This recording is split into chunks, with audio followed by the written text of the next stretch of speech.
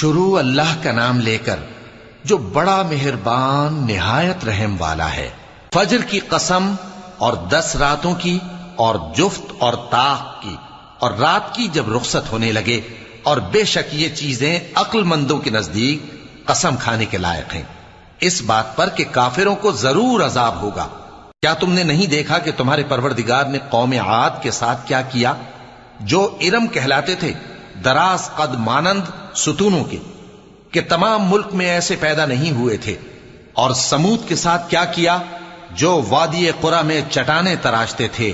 اور فرعون کے ساتھ کیا کیا، جو خیمے اور میخیں رکھتا تھا؟ یہ لوگ ملکوں میں سرکش ہو رہے تھے، پس ان میں بہت سی خرابیاں کرتے تھے، تو تمہارے پروردگار نے ان پر عذاب کا کوڑا برسا دیا۔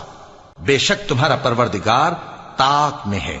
مگر انسان عجیب مخلوق ہے کہ جب اس کا پروردگار